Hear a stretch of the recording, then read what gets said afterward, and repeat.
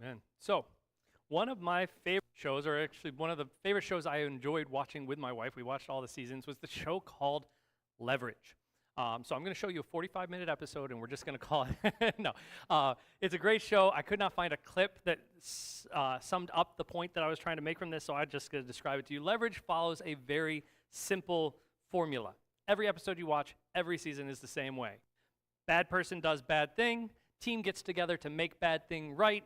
End of the episode, you find out the thing that you didn't know the whole episode that makes all the blunders, all the mistakes, all the ways they have been messing up through the whole thing make sense at the end. And you go, oh, they actually had a plan all along. It worked out perfectly all along because I didn't know this one thing that they knew that they hadn't shared with us yet.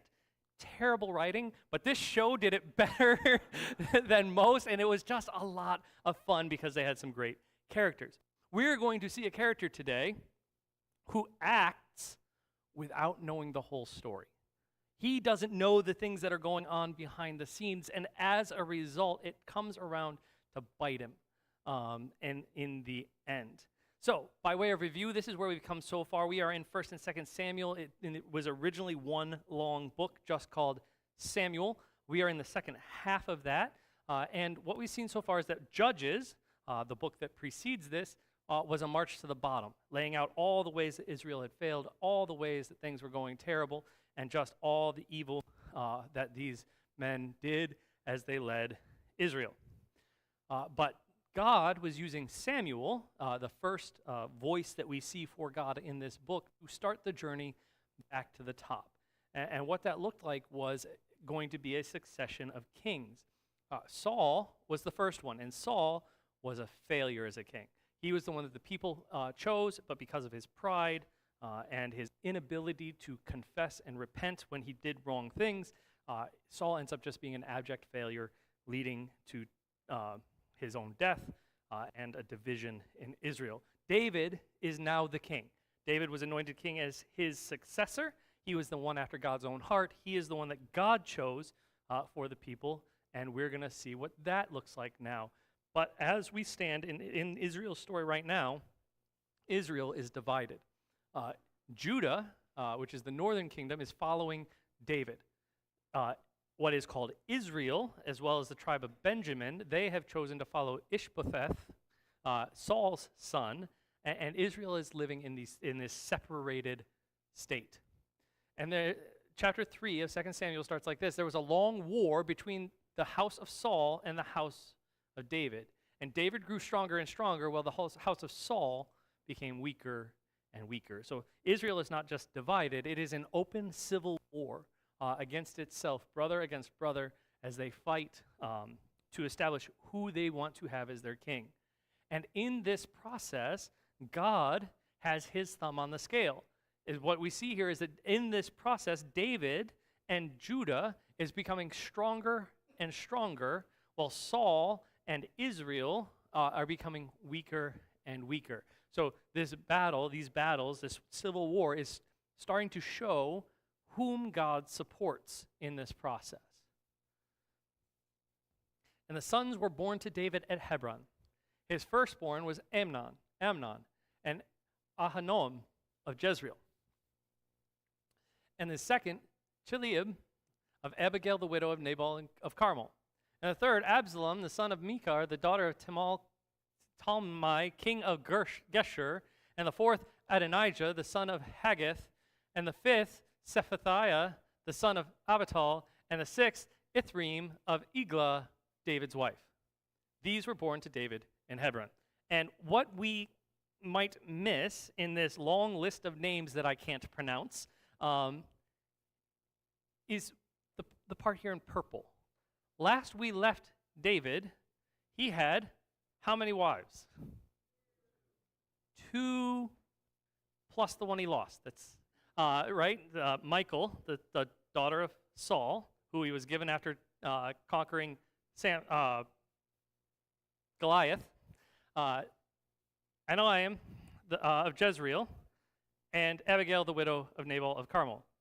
And now we're checking in with David, and he has Ahinoam, however you say her name, Abigail, Then you have Makkah, the daughter of Talmai, Haggith, Abital, and Eglah, plus Michael's still not even mentioned in this list. He is multiplying wives unto himself. And when we go back and study the books of the Pentateuch later on, what we're going to find is that is not something kings were supposed to be doing.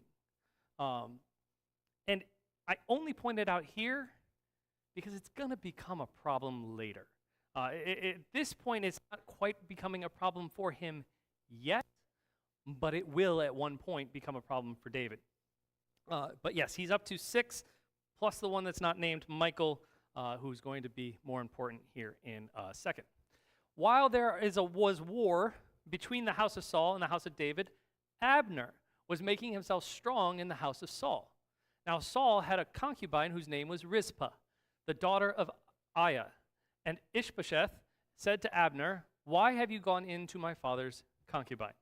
So what this is the political drama of the day. This is the West Wing or House of Cards, or I don't know the current political drama, whatever current political drama you're enjoying.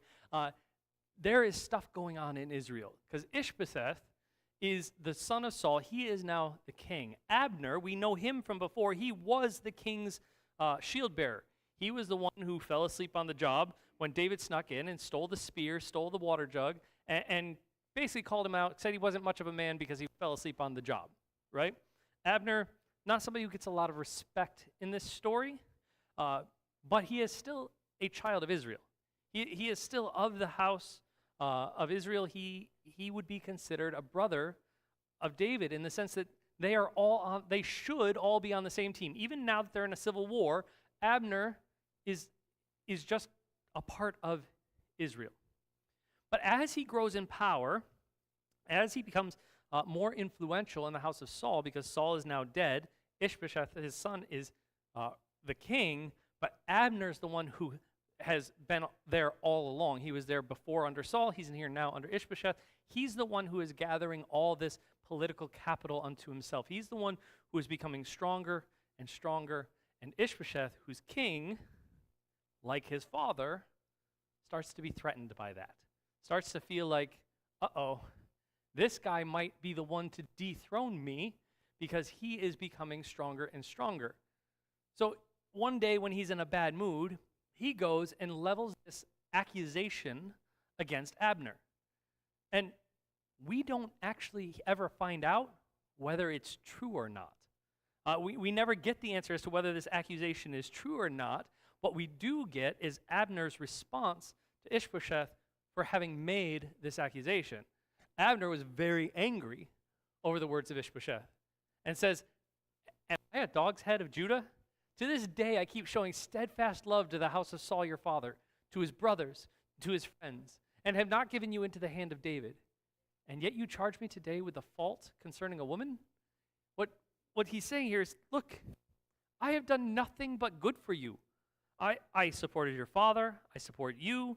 I'm a supporter of your friends. I have your back. I've had your back every step of the way. The reason you're now king and not David is because I had your back, because I raised you up and supported you to your claim to the throne when your father died. And after all of this, after everything I've done for you, Ishbosheth, now you're going to come quabble with me over something as small as this? He's like, what are you doing? This doesn't make sense to me. I had your back. You should now have mine. Yeah. Sorry, I got to sneeze. It just won't come. Anyway. God do so to Abner and more also if I do not accomplish for David what the Lord has sworn to him, to transfer the kingdom from the house of Saul and set up the throne of David over Israel, over Judah, from Dan to Beersheba. And Ishbosheth could not answer Abner another word because he feared him. So what Abner says to Ishbosheth is, look, if you're going to quabble over me with little issues, I'm done with you. I'm going to do what I should have done in the first place. I am going to recognize that David is the one that God wants in power. And I am going to go to David and I am going to help him accomplish, do for him what I should have done in the first place and transfer the kingdom of Saul, your father, to his hands. I am going to comply with what I should have done in the first place, and I am going to make David king not just of Judah, but over all of a unified Israel. And Abner can't say anything about it. Because he knows that, Ishbosheth can't say anything about it because he knows Abner actually has more power in Israel than he does. And Ishbosheth is afraid of Abner. There are consequences. When Ishbosheth makes this decision to go and confront on a bad day, there are consequences for that decision. And in this case, it likely just cost him his kingdom. So Abner sent messengers to David on his behalf, saying, "To whom does the land belong? Make a covenant with me, and behold, my hand shall be with you to bring over all Israel to you." And he said, "Good, I will make a covenant with you, but one thing I require of you, that is that you shall not see my face until you first bring Michal, Saul's daughter, when you come to see my face." So Abner sends to David and says, "All right, I changed my mind. You are supposed to be king. God wants you to be king. I'm going to make that happen." To whom does this land belong? It's a rhetorical question. He is acknowledging that David is the rightful owner of the land. David is the rightful king of the land, and he should have been all along. And he's asking him to make a covenant with him that if he brings Israel, if he helps him reunite this kingdom, that David won't punish him for having supported Ishbosheth in the first place. David says, "Yes, this is a good thing. I am looking forward to this, but I have a condition for this to happen. While I was away, your father Saul took this wife, my first wife, who is now wife number 7, and he gave her to somebody else and married her to somebody else other than me. I would like to have her back. So when you come to make this treaty, when you come to make this right, bring her with you, or I'm not talking to you." And what's interesting here is that he doesn't at this point mention the fact that she's his wife. He says, "Just bring Michal, Saul's daughter." And it's because we're right in the middle of a literary tactic that we're actually going to see twice in today's passage. This is the first time we'll see it once other. And it's a literary tactic in Hebrew literature where they will say something and then they will almost immediately repeat it. And when they repeat it, they will add something the second time. That is the important piece, right? So here he has said, "First bring Michal, Saul's daughter, when you come to see my face." Then he immediately says this, "Then David sent messengers to Ishbosheth, son Saul, saying, 'Give me my wife, Michal, for whom I paid the bridal price of 100 foreskins of the Philistines.' And Ishbosheth sent and took her from the husband Paltiel, the son of Laish. But her husband went with her, weeping after her all the way to Bahurim. Then Abner said to him, 'Go, return.' And he returned." So upon the repetition here, the thing that the author sticks in here is that now it's not just Michal, it is David's wife, Michal, for whom he has paid the bridal price. He's saying, "I have a right to still have my wife be a part of my household. Bring her back to me." And David is right to ask for this. It is his right to ask for this because she was given to him in marriage. She was actually his first wife. But look at what happens as a result. A result of what Saul did, and now a result of what David is doing. Ishbosheth wants to make this right. So he sends and he takes her from her husband Paltiel, son of Laish, and calls for her to come, so he's going to give Michal back. But her husband, Paltiel, follows after her weeping. Because Paltiel wasn't the one who sinned. Paltiel wasn't the one who gave her to him. This is Saul's sin that is now negatively impacting Paltiel. This is David's choice to have his wife returned to him. A choice that was fully in his right to do, that is affecting this guy. And he is losing his wife from consequences that were not his decision to make. And it's this sobering reminder here again in this passage that actions, our choices, have consequences. David's good choices Saul's bad choices. Both have consequences, and sometimes those consequences don't fall on our heads, but they actually fall on the heads of other people. Other people end up suffering for our choices. Other people end up suffering the consequences of our decisions, which is something we need to be constantly aware of as we make decisions. Sometimes your consequences will fall to you, but sometimes they'll affect other people, and we need to be aware of that. And Abner conferred with the elders of Israel, saying, "For some time past you have been seeking David as king over you. Now then, bring it about. For the Lord has promised David, saying, by the hand of my servant David, I will save my people Israel from the hand of the Philistines and from the hands of all their enemies." And Abner also spoke to Benjamin. That's the tribe, not a guy named Benjamin. And then Abner went to tell David at Hebron all that Israel and the whole house of Benjamin thought good to do. When Abner came with 20 men to David at Hebron, David made a feast for Abner and the men who were with him. So Abner gets all the heads of state together, all the leaders in Israel, as well as this tribe, Benjamin, and he confers with them all and says, "Look, I know that you kind of wanted David all along, and I was the one who led you to follow Ishbosheth instead, but really, you were right all along. Now I think you should put David in charge. Now I do think we should support David, so let's make this happen. By the way, God kind of said that David was the one who was going to save us from the Philistines anyway, so putting David in charge not only is the right thing to do, but it's going to end up better for us anyway because we have to keep dealing with the Philistines, and God has said that David's going to take care of them for us. So why don't we go ahead and do this whole David thing?" And they all agree. So Abner is sent as the representative to go tell David, "All right, we're in. We want to reunify this kingdom. Everything's going to be awesome." And Abner says to David, "I will arise and go, and I will gather all of Israel to my lord the king, that they may make a covenant with you, and that you may reign over all that your heart desires." So David sent Abner away, and he went in peace. So Abner tells David the plan. David agrees, and David makes a very clear point here. David sends him away in peace. Because even though Abner had defied him, even though Abner had been on the opposite side of this conflict the whole time, from when he supported Saul till now, even though Abner in almost all respects would have been considered David's enemy, when Abner came and said, "I was wrong, I think you should be the one who reigns. I've gathered all these people, I've convinced them that you should be the one who's king.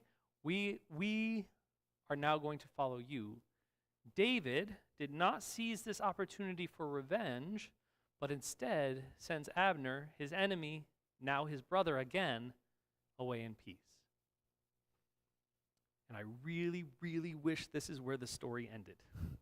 Because this is a great moment for the kingdom. The civil war is going to end. Everything is going to be awesome. They're going to be reunified, and everything is going to be great. But just then, the servants of David arrived with Joab. If you don't remember who Joab was, go back to last week's lesson. He's one of David's 3 head honchos. It was one of his 3 head honchos. Now he's one of David's 2 head honchos because his brother was killed by Abner. All right. So at this point, David arrived with Joab from a raid, bringing much spoil with them. They just had this great victory, but Abner was not with David at Hebron, for he had sent him away, and he had gone in peace. So this meeting was over. They had gone their separate ways. When Joab and all the army that was with him came, it was told to Joab, "Abner, that guy who killed your brother, the son of Ner, came to the king, and he has let him go, and he has gone in peace." There's a piece of information here that is tragically missing for Joab. Because Joab doesn't hear the part that Abner was there meeting with David to negotiate peace, the end of a civil war, and the reunification of Israel. He doesn't get told anything. He just told Abner showed up, had a meeting with the king, and the king let him go. And this doesn't sit well with Joab. Joab is like, "Wait, what happened? That snake, the one who's our enemy, the one who's been causing the civil war all the time, he came here and David didn't kill him? What in the world is going on?" So Joab went to the king and says, "What have you done?" Already, bad tone to take with the king. right? Like, this is not where you start. David is the leader of Israel, God's appointed man, and he walks in and starts with, what have you done? Check the tone. Come back down, Joab. I know you're mad, but this is going to cause problems. It says, behold, Abner came to you. Why is it that you have sent him away so that he has gone? You know that Abner, the son of Ner, came to deceive you and to know you're going out and you're coming in and to know all that you are doing. He says, David, you stupid king, what are you thinking, letting him in your palace? You know all he's going to do is take whatever information he learned from you and stab you in the back with it. This is not okay. He's mad, and he is not hearing it from anybody. And that's not going to end well, because Joab allows his anger to become so overwhelming that he acts out against his king, the one that God put in place. And when Joab came out of David's presence, he sent messengers after Abner. Notice that David didn't even respond, or I would think not even get a chance to respond, because Joab came and outburst and then left. He comes out from amongst David's presence, and he sent messengers after Abner. And they brought him back to the cistern, and they brought him back from the cistern of Sirah. But David didn't know about it. And when Abner returned to Hebron, Joab took him aside in the midst of the gate to speak to him privately. And there he struck him in the stomach, so that he died, for the blood of Asahel, his brother. So Joab goes and yells at his king, tells him he's making a bad move, leaves, and decides to take matters into his own hand. Without telling David, without consulting his king, without having a conversation that could have very easily fixed this whole thing, given him the piece of information that he didn't have, that he didn't take the time to even stop and ask himself, maybe there's something I don't know. He goes out and he acts of his own accord. He calls Abner back. He takes Abner off to the side, and he murders him. To avenge his brother, whom Abner had killed, he takes Abner's life. The very one who was in the process of reunifying the nation, the very one who had seen the errors of his ways, who had repented, who had done the very thing that Saul could never do, which was to recognize his mistake and ask for forgiveness for it and to try to make things right. The very one who was bringing peace to the land, which would mean that Joab no longer had to go out to war, that Joab's living brother would no longer have to go out to battle. The very one who was trying to accomplish all this is the one that Joab takes off the board. He's the one that Joab decides he knows better than his king, which is a way of saying that he thinks he knows better than his God. He removes Abner from the scene. Afterwards, when David heard of it, he said, I and my kingdom are forever guiltless before the Lord for the blood of Abner, the son of Ner.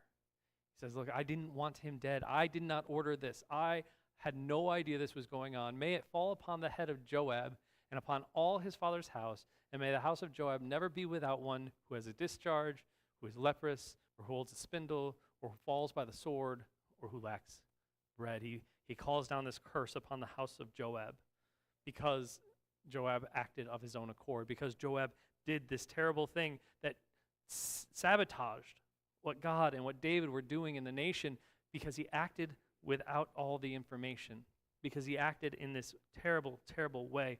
Joab's actions, which he thought were noble, he thought he was avenging his brother, he was just dead wrong.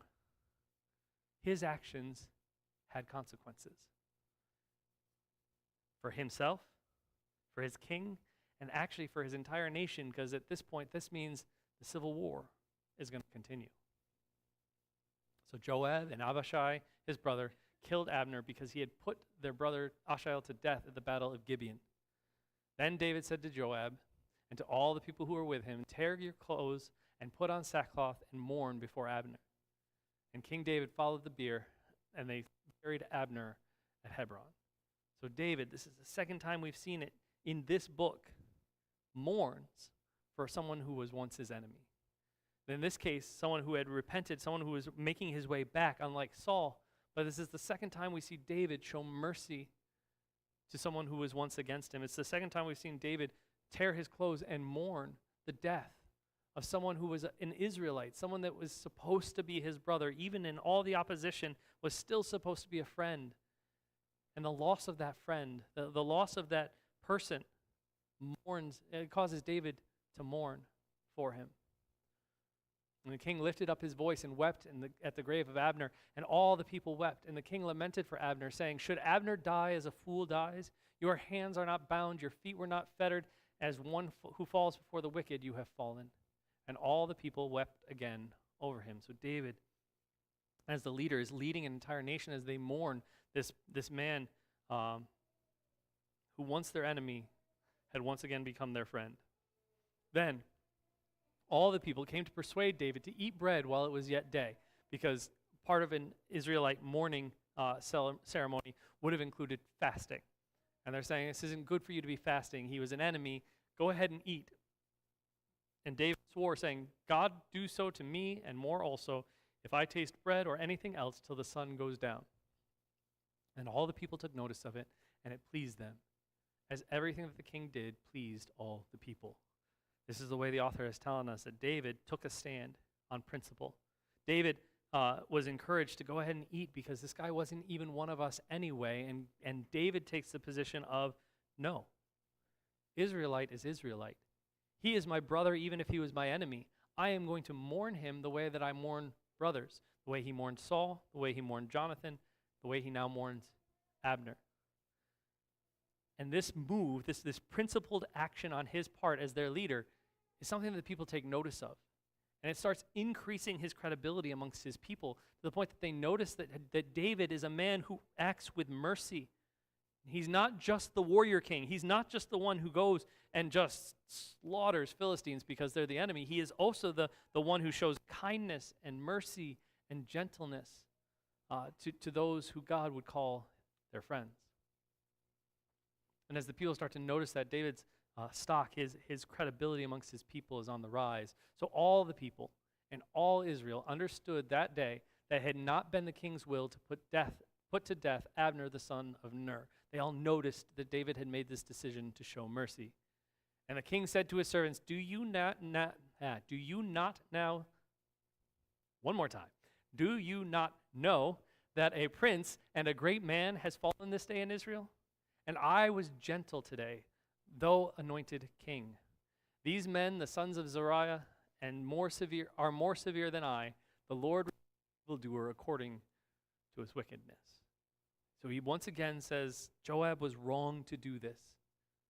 But even there, he says, the Lord is the one who's going to repay the evildoer. If you look back to his curse against Joab and his family, he leaves it to God to be the one who enacts judgment upon Joab. He doesn't enact judgment upon Joab. Instead, he says, and I love this verse 39, I was gentle today, though anointed king. What he's saying is kings are given the authority to act. Kings are given the authority to give death penalties at this point, to punish wrongdoing. Kings had the right to act in non-gentle ways. But David is saying to his people, but watch my example, learn from my example. Even though I'm anointed king, even though I have the right to do these things, I am choosing not to. I am choosing to be gentle. Take note, because actions have consequences. When Ishbosheth, Saul's son, heard that Abner had died at Hebron, his courage failed, and all Israel was dismayed. Now Saul's son had two men who were captains of raiding bands. The name of the one was Banah, the name of the other was Rechab, sons of Rimmon, a man of Benjamin from Beeroth.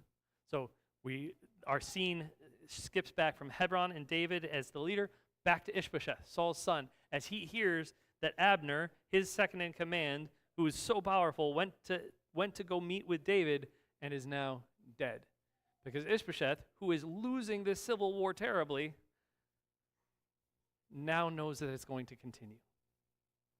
But it seems like Ishbosheth has decided he's going to lose this war because he's dismayed by that. His courage fails. It seems like he has decided, I need to do what Abner was trying to do. We need to end this war. We need to bring it back together. But there's these two guys, which is Scripture's way of saying, watch what happens next. Banah and Rechab. These are two guys we're not going to like very much, but it's a good news. You don't have to really spend much time with them. Notice that we're in chapter 4, and it's a kind of short chapter. Jonathan, the son of Saul, had a son who was crippled in his feet. He was 5 years old when the news about Saul and Jonathan came from Jezreel, and his nurse took him up and fled. And as she fled in her haste, he fell and became lame. His name was Mephibosheth. At this point, you should be thinking the same thing I was thinking this week as I was reading through this. What? What does this have anything to do with our story? Like, we were just talking about these two guys and Ishbosheth, and he's changed his mind, and he's thinking, oh, maybe I need to end this war, and these two guys exist. And Jonathan, he had this son, and Jonathan's dead, and this son, like, he was 5 years old when he heard about his grandfather Saul dying, and his nurse tried and grabbed him, ran out, tripped, fell, hurt his feet. He's never been able to walk right since. His name is Mephibosheth. This is likely the sign of this being a tradition, that an oral tradition that had been handed down over the years, because the person who would have handed down this tradition likely told this story, was speaking through the story, and then remembered, oh no, I need this piece of information, and I should have given it way back here, and I didn't give it, so I'm just going to throw it in here. It's going to become important later, which is why I'm spending a minute talking about it, because he throws it in here, and you're not going to need to know about this until, like, not next week. I think it's either the week after that or the week after that when Audrey preaches. You're going to need this piece of information, and it's given all the way back here. So I'm dancing on it for a minute to make sure that it sticks in your brain so that when she preaches and she talks about this Mephibosheth guy who shows up, you'll remember this point in time because he becomes very important later. Everybody got it? Mephibosheth doesn't belong in this story, belongs in that story. You're going to get to it later. Awesome. Moving back to this story, now the sons of Rimmon, the two guys we were talking about a second ago, Rechab and Baanah, set out, and about the heat of the day, noon-ish, they came to the house of Ishbosheth. As he was taking his siesta, he was napping, and they came into the midst of the house as if to get wheat, and they stabbed him in the stomach. Then Rechab and Baanah, his brother, escaped. So these two terrible guys come, they find the king taking a nap, and decide, you know what? We're tired of him being our king. We're going to kill him. And they stab him, and then they run away. And what's interesting is we get to hear this story twice, because the very next verses say this. When they came into the house, as he lay on his bed in the bedroom, they struck him, put him to death, and beheaded him. And they took his head, and they went by the way of Arabah all night, and brought the head of Ishbosheth to David at Hebron. So this is another one of those examples whereby they tell the story, and then they immediately tell the story again, adding extra details, because those extra details are the thing that's important. We already knew he was in the house. We already knew he was taking a nap in his bedroom. We already know they struck him and put him to death. What they add here is that they also beheaded him. They take his head, and they go to David to deliver the head of David's enemy, who was actually his friend, to David. This added detail makes this sound a lot like other stories we've heard. In fact, it's going to ring so familiar that David is actually going to reference it and go, hey, I've heard this story before. I remember how this story ends. Clearly, you two didn't remember this story because you don't remember how it ends. Because this is what they said to the king. Here is the head of Ishbosheth, the son of Saul, who you showed mercy to, who you loved, and who you mourned his death. Your enemy, who you loved, who you showed mercy to, who you mourned his death, who sought your life. The Lord has avenged my Lord, the king, this day on Saul and his offspring. Problem is, the Lord isn't the one who avenged him. They are. Every time someone thinks that they're acting for God in this story, they're wrong. And David knows it. David answered Rechab and Baanah, his brother, the sons of Rimmon, the Beerothite, as the Lord lives, who has redeemed my life out of every adversity. He says, remember, I know what it looks like when the Lord redeems my life. I know what it looks like when the Lord protects me because I've lived it. I've seen it a lot. When one told me, behold, Saul is dead, and thought he was bringing good news, I seized him and I killed him at Ziklag, which was the reward I gave him for his news. He said, when someone killed the last enemy that I had, or at least claimed to have killed the last enemy that I had, and thought he was coming to tell me how he had avenged me instead of God, it didn't go well for him. I killed him on the spot because I wait for the Lord to act rather than taking it into my own hands. I would have showed mercy to Saul. And what he's saying here by extension is I would have showed mercy to Ishbosheth, the man who should have been my brother. I would have mourned him the same way when the Lord took care of the problem. I didn't need you to do it. My God could have done this. How much more when wicked men have killed a righteous man in his own house on his bed, shall I not now require his blood at your hand and require his blood at your hand and destroy you from the earth? He says, you're going to get the same treatment, you wicked, wicked men. And David commanded his young men, and they killed them, and they cut off their hands and feet, and hanged them beside the pool at Hebron. But they took the head of Ishbosheth and buried it in the tomb of Abner at Hebron. The same thing as the Amalekite who claimed to have killed Saul. The same thing happens to these two men. David once again makes it clear, I wait for God to act. I could have killed Saul multiple times. I chose not to because Saul was my king, my brother, and my friend. I could have killed Ishbosheth, but I chose not to. He said, you had no right to do this terrible, terrible thing. You, like I, should have waited for God to act. You didn't, and this is the result. And that's where this chapter ends. And I think we see a few things in our so what from this. First, God actually values mercy and the merciful. David is a man after God's own heart, and I think one of the ways that we see that play out is through the mercy that he shows to the people who he understands how God sees them. He understands that God sees them as Israelites, as brothers, as friends, even as they're acting otherwise. And God increases David as a result as he shows mercy to his enemies. For everyone else in this story, we get ourselves in trouble when we think we know better than everyone else. If Joab had listened to his king, if these two men had been paying better attention to how David treated his enemies, every time someone in this story thinks they know best, instead of receiving wise counsel, instead of listening to their leaders, instead of following after their God, when they think they know best and they act, they end up in very serious trouble. Joab with a curse upon his head, these two brothers dead hanging by a pool at Hebron. Because ultimately our actions always have consequences, good or bad. David's mercy, their actions without consultation. They're thinking they know better than everybody else. Our actions always have consequences, good or bad. Sometimes those land on our own heads. Other times they land on others. But there has never been anybody who made a choice, who did an action, that didn't end up with a consequence as a result. It's up to us to decide whom we're going to follow.